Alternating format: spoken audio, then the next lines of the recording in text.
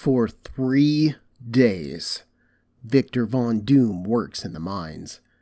It's hard work, with long hours being barked at by fools, but Victor does them.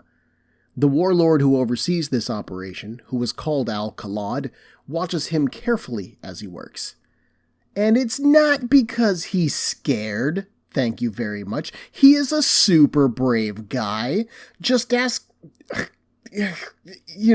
anybody. Ask his mom. She thinks he's brave. It's just that this particular slave, they're different. Armed with an impact hammer, Victor works on the floor, studying all that he can. His internal monologue recaps the basics of his situation, that he was dropped on reborn Earth, which is a pale imitation of Earth Classic, but is also a prize worth conquering nonetheless. Then he pauses, using the massive device to support him as he kneels, taking a break. This draws the attention of some overseers, who prepare to inspire Victor, but he strikes first. Whipping the impact hammer around, Victor kills the 2 men. The slaves nearby all stop staring at him. He looks over at them. It's time. My name is Ben, and this is Comic Book Breakdown, episode 12.26, Fantastic Four, Volume 3, Alone and Outnumbered.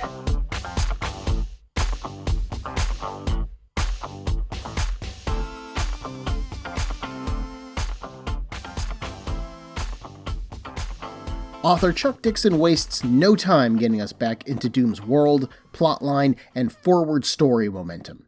His situation is made very clear, and he continues to work in order to improve it. This is all nice and simple storytelling.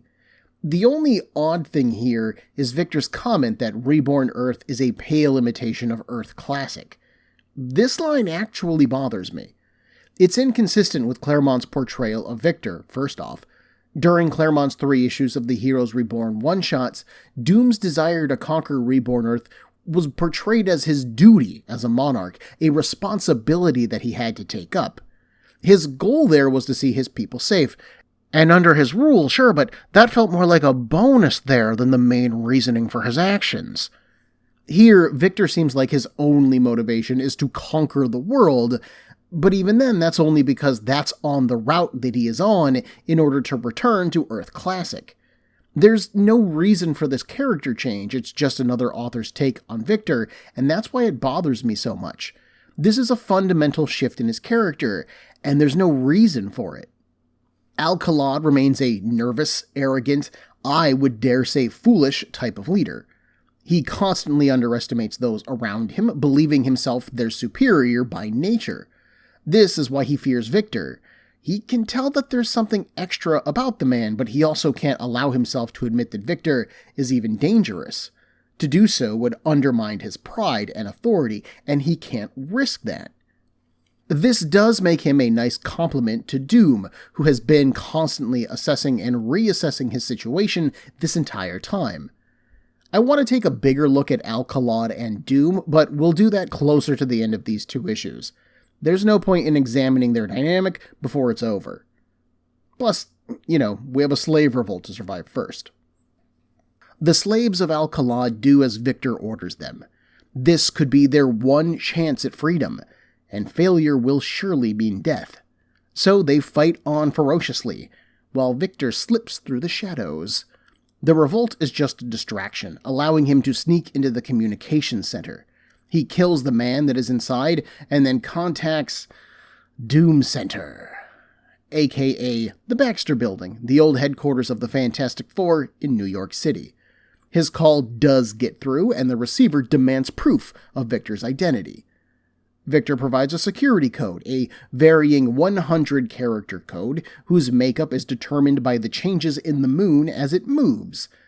All of that is meant to indicate that this code is complex and has variance to it. No one should possibly be able to keep track of the code. But Victor rattles it off the top of his head with no problem at all. This has to be him, right? Well, the guy at the computer, good old Bregan, does recognize the code, sure. But then he asks for further proof. Victor is nearly incensed. No pretender could know that code. This is doom. He orders Bregan to send a transport to sub-Saharan Africa.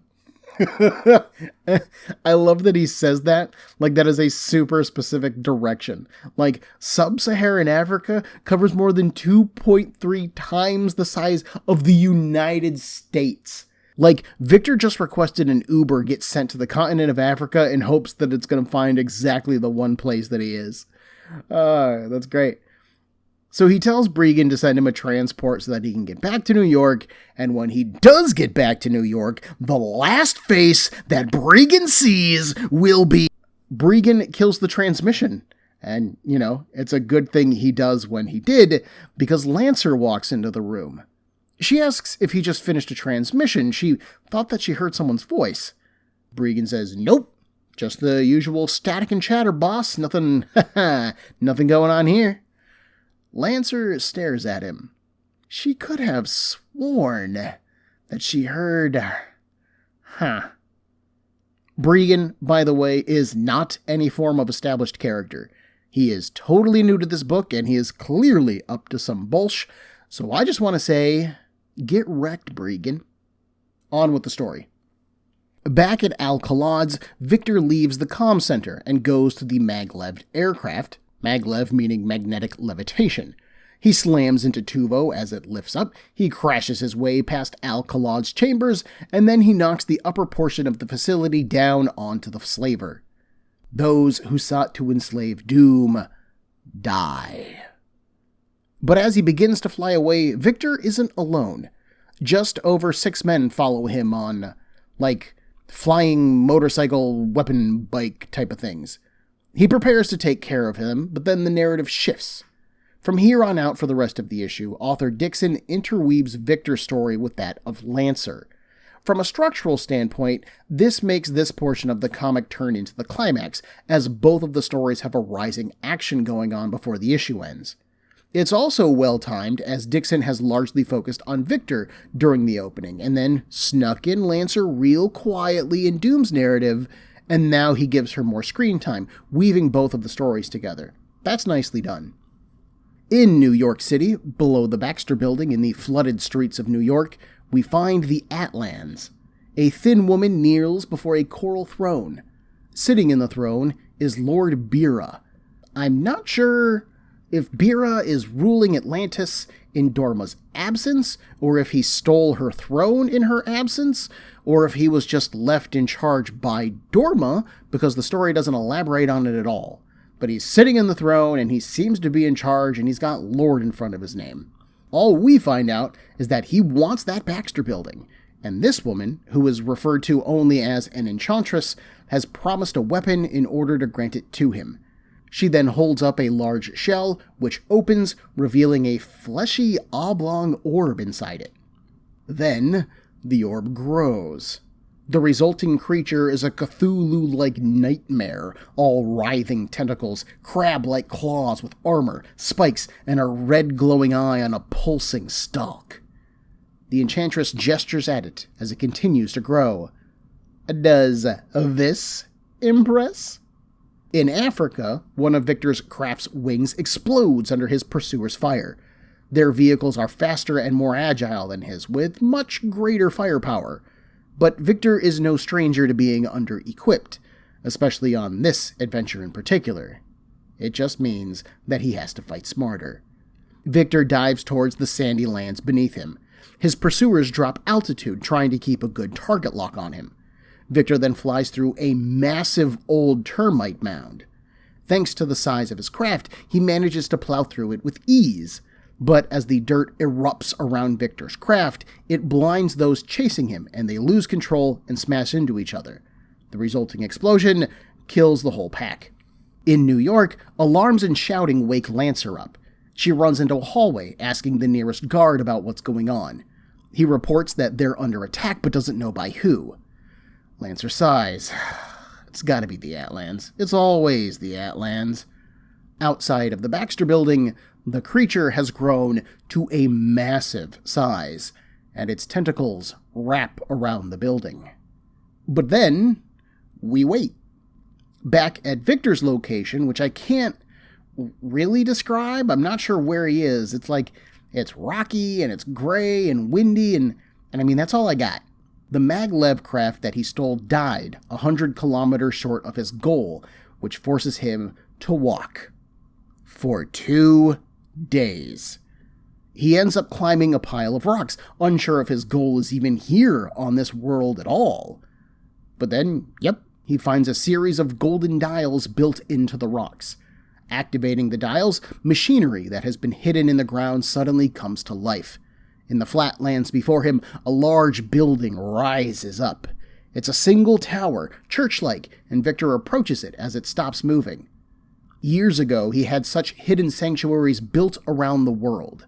Since this world appears to be a direct copy of Earth Classic, he thought that it should be here, but he wasn't 100% sure. Thankfully, Franklin Richards seems to have copy and pasted the entire Earth perfectly, because here it is. Victor heads inside, finds his own Doom TM craft, and jets off for New York City. And that's issue 2. Pretty fast-paced, simple, with some clear stakes and relatively little character work done overall. Fun read, but I'm not going to lie, there's not a lot of depth here. So, I gotta say, I think that Alcalad is wasted here. As a known warlord who is taking over Africa, he's fairly unintimidating. He isn't personally powerful, like he doesn't seem to have any kind of superpowers. He doesn't seem to have any unique technology like Victor would, nor does he seem like a compelling leader, actually. This dude is conquering a continent, and I just don't care about him at all. I really thought that Dixon was going to do some comparing and contrasting between Alcalad and Victor, highlighting how these two conquering men are cut from the same cloth, but then demonstrate why Victor is better at it than Alcalad. Whether that's through his technology, charisma, or sheer force of personality, I don't really care, just so long as it demonstrates why one of these men is better at this than the other. But instead, we get nothing at all. Victor leads a revolt, seizes the opportunity that it presents, he kills Alcalad, and we're out. It all works, but I definitely think that it's a wasted opportunity. The way that I described Alcalad and the way that he constantly underestimates everyone around him could apply to Doom as well.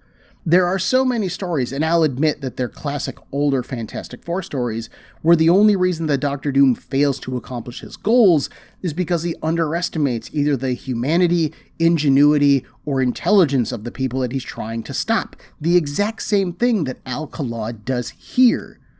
I'll admit that Doom has grown as a character between his 60s presentation and his presentation in these comics in 2000, but it's still part of who he is and who he has been. And so much of this book is him going, this person is beneath me, dismiss, dismiss. And it frustrates me that the story doesn't punish him for it, nor does the story distinguish the way that he does it from the way Alcalad does it, and why Doom is the successor here. So again, I'm just a little annoyed at this. The lack of exposition regarding Lord Bira and his position in the Atlan hierarchy bothers me probably a lot more than it should, I'll give that. I understand why it isn't in the comics. Bira isn't really a compelling character, he's meant to be an obstacle thrown in the way of Victor to make his return more difficult. There's also a structural reason why not to include an info dump about him, and that's because all of the narration in this book is done by Victor Von Doom in the present tense, as he is going on this adventure. He can't narrate a scene that he's not in, because he doesn't know what's going on there. However, we know that Victor survives this adventure. This miniseries was published 5 months after Fantastic Four issue 30, and the conclusion of the Read as Doom plotline. So the story loses a good chunk of its tension when you realize that, yeah, Victor absolutely survives all of this crap, and he has to get back to New York because we saw him contact Sue from the Dream Baxter building. Amazingly, I have to admit, author Chuck Dixon does manage to instill this issue with tension. That's just how good the writing is. Until I started doing this breakdown, I didn't even realize that there are no stakes here because we know Victor survives. And once I started doing the breakdown, I had to appreciate that a little bit more. Anyway, Lord Bira is not a new character to the Marvel Universe, at least. Back on Earth Classic, Lord Bira is some form of cousin to Namor the Submariner, who is the king of Atlantis. He's tried to kill Namor a few times, actually, so he is a confirmed jerk. It is also interesting to note that all of the Atlans who appear in this comic are colored pink, where all previous Atlans, including Dorma, are colored blue. This is likely just a color error and nothing more. Part of Bira's motives for killing Namor is that Namor is half human and has pink skin, a physical indicator of his otherness, and as far as Bira is concerned, what makes him unworthy to rule Atlantis. Special props to artist Leonardo Manco, by the way, for a truly monstrous sea creature. Love that ish. Doing the sea creature here at about 2/3 of the way through the issue is kind of a weird move. Like, we see a big sea creature kaiju appear to crush the Baxter Building, and I don't doubt that Lancer and Doom's forces can put up a solid fight. I'm sure they have the technology and the skills to hold. But Victor then spends 2 days walking through the desert to reach his sanctuary. You're telling me that these folks really held out for 2 days against a gigantic sea monster? I find that hard to believe.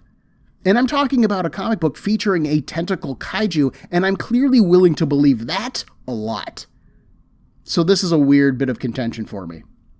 Doom issue 3 opens up where issue 2 left off, with Victor launching into the air inside of his own personal craft.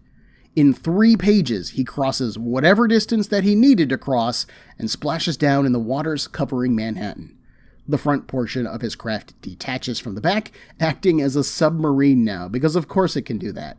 As he passes by the drowned Statue of Liberty, a squad of shark-riding Atlans give silent chase. What a dope flooping sentence. At the Baxter Building, Lancer and Doom's forces have continued to hold their defense of the building against what I'm going to refer to as the KRAKEN. The men, who are practically buried in combat armor and weapons, complain during their entire scene. No way can they keep this up until Doom returns. They don't even know if he's coming back. He just vanished last time they knew.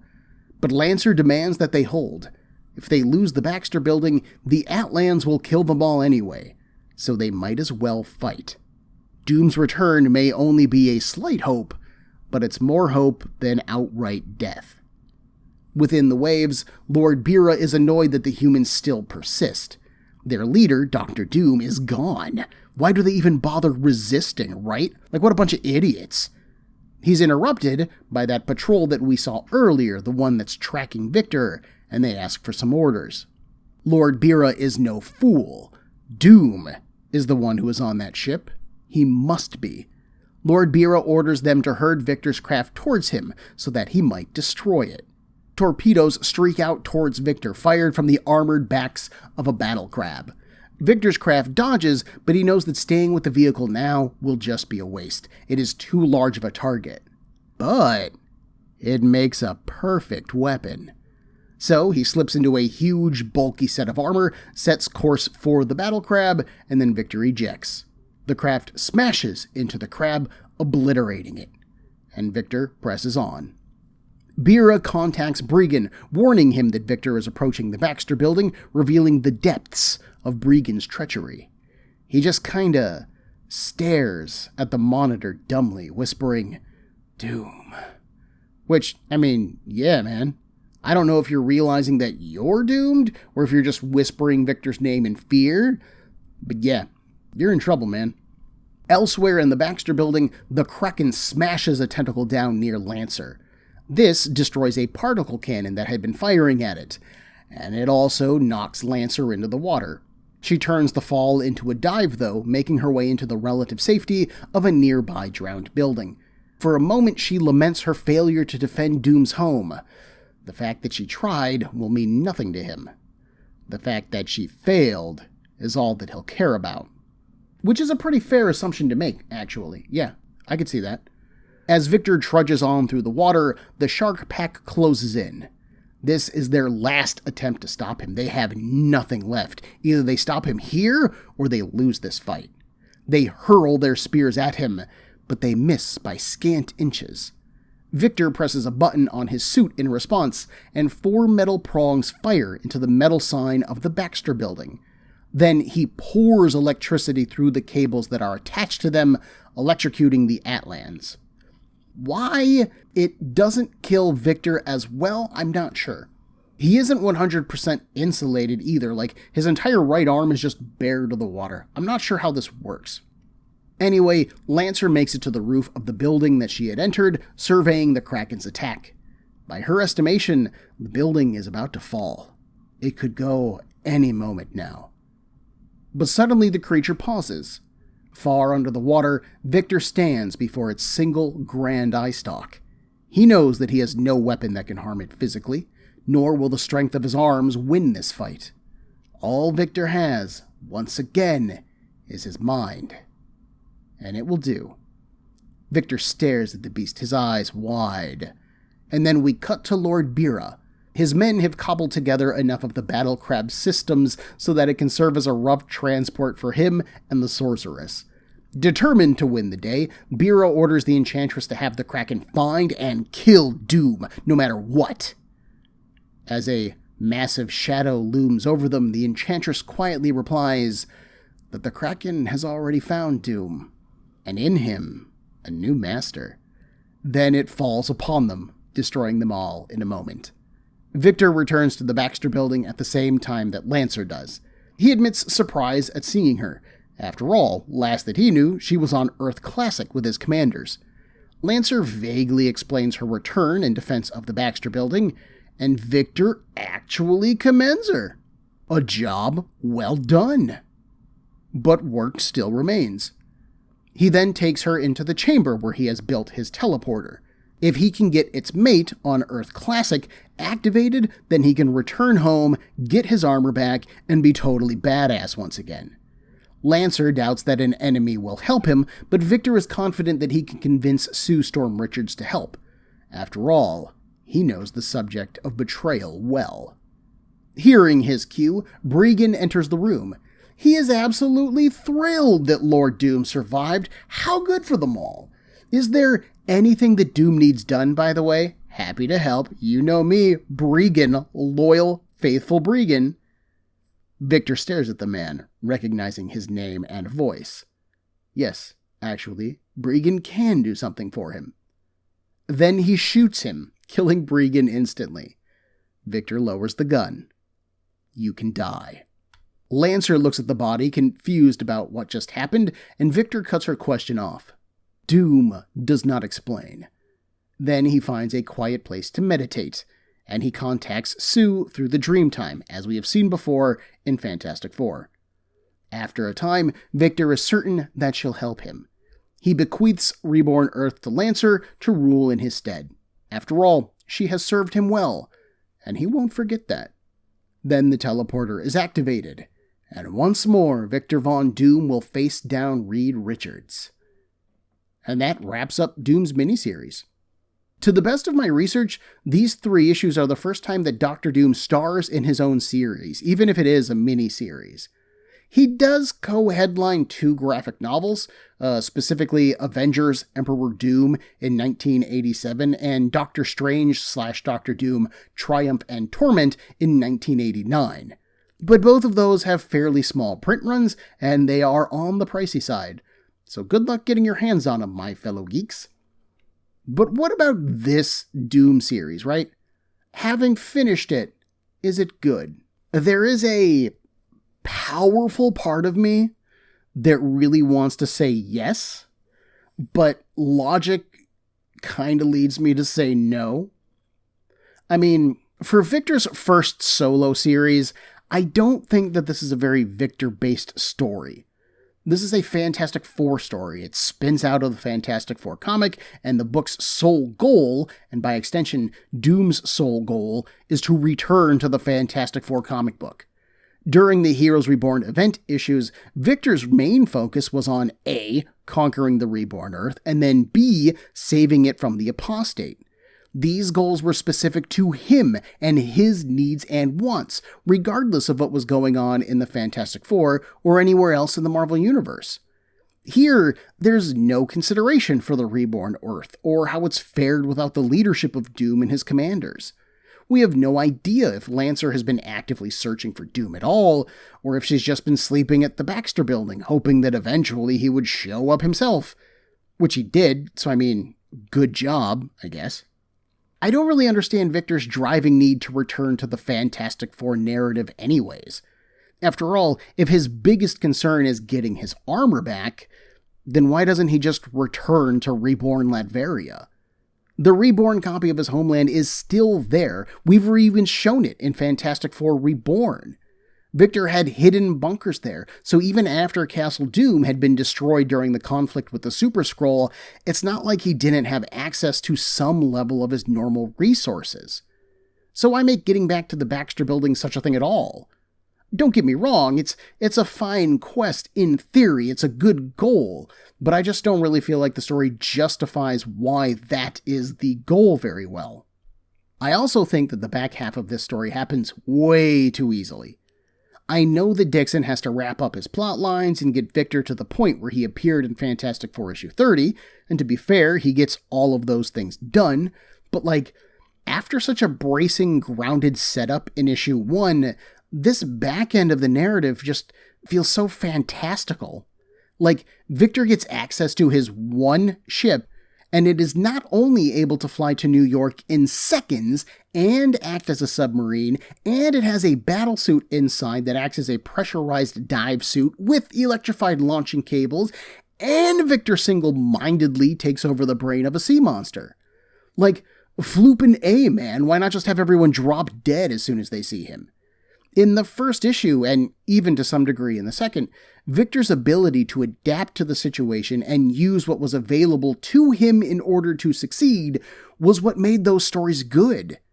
But here, the second that Victor has access to even some of his technology, and I'll admit that it is in a bare-bones, stripped-out kind of way, everything just falls in place for him. It boggles my mind that he literally just stares at the KRAKEN and it does his bidding.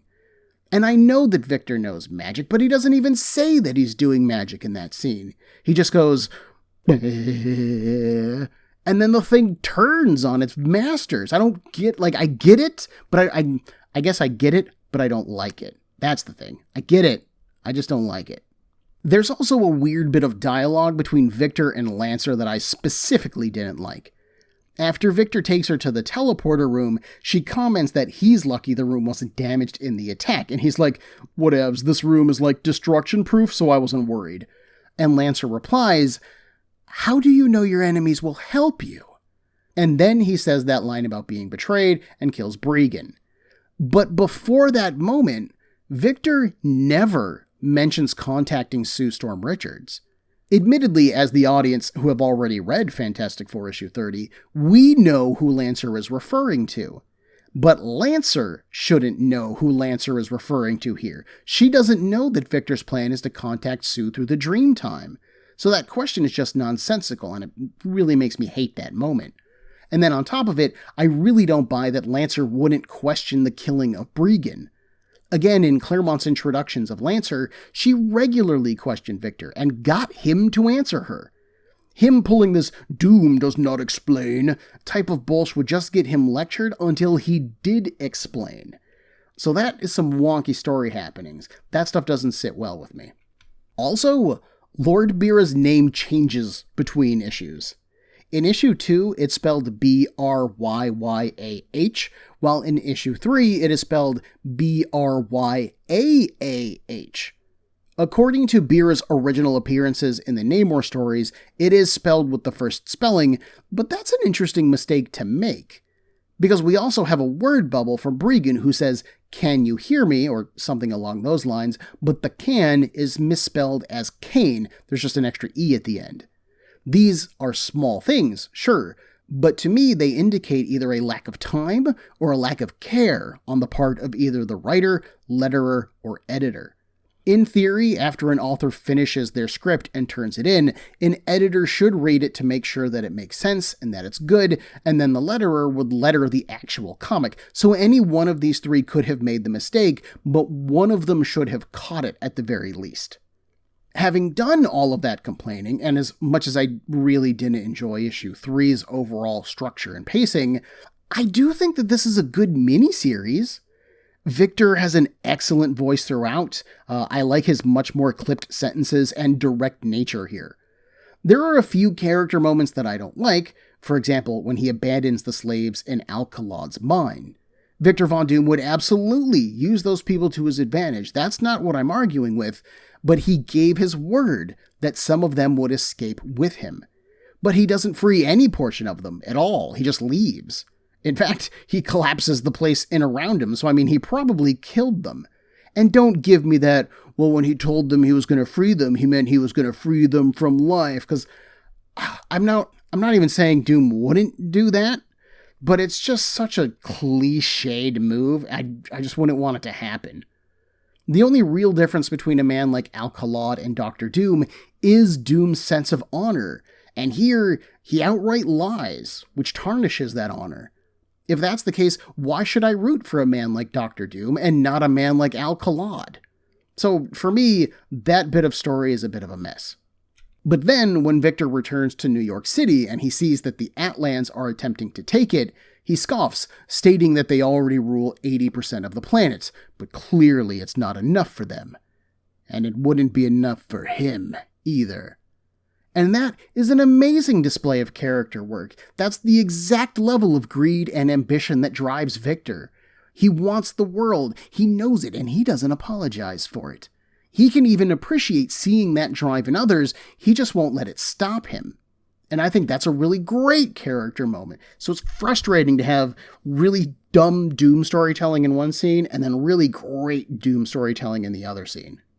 My dislikes aren't helped by Manco's artwork, because here it feels very uneven.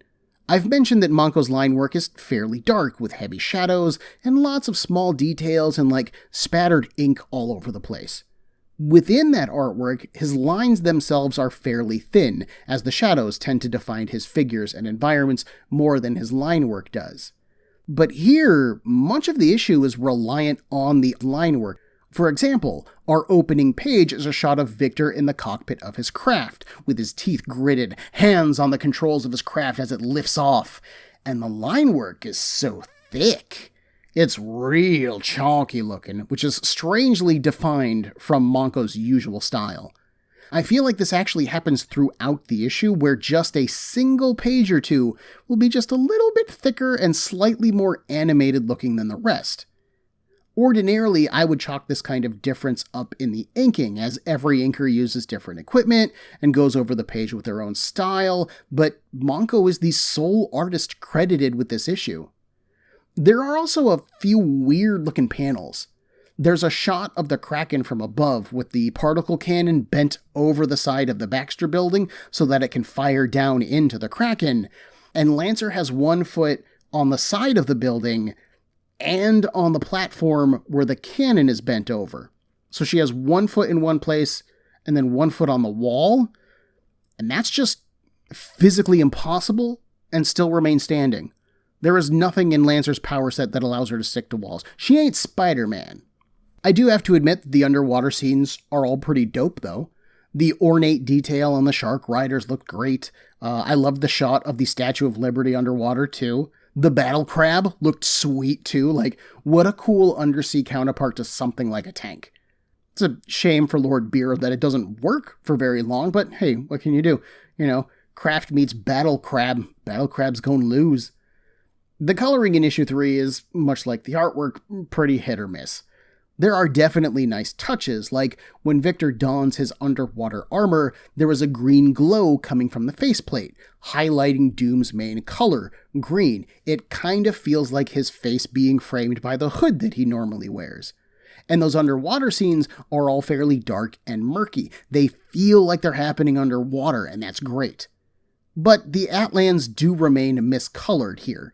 Inside of the vehicle portion of the battle crab, Lord Bira and his men are all pink, but then once it's destroyed, he's blue, like he should be, so that's weird. I even thought that maybe inside of the battle crab, all of the lights maybe were red, and that was what was tinting them all pink. That's an explanation that I could buy, but we still have the problem that in issue 2, he's established as being pink-skinned. So is he pink and then he turns blue, or was he just miscolored and then turns blue? I don't know. So actually, regarding this miniseries, I still enjoy it. Victor's voice and characterization are obviously the highlights. His ambition, his drive, his adaptability, and yes, since he's a villain, I will add in his cruelty and selfishness. These things come through in spades, and I dig that. But the rest of this mini is kinda junk. While Victor does have a goal, we have no real reason for that goal to exist, and the world that he exists in, while defined well in how it stands against him, isn't terribly inventive or interesting. This doesn't feel like a world that has retreated back into chaos in the absence of Doom. It just feels like the Heroes Reborn event comics didn't happen or matter at all.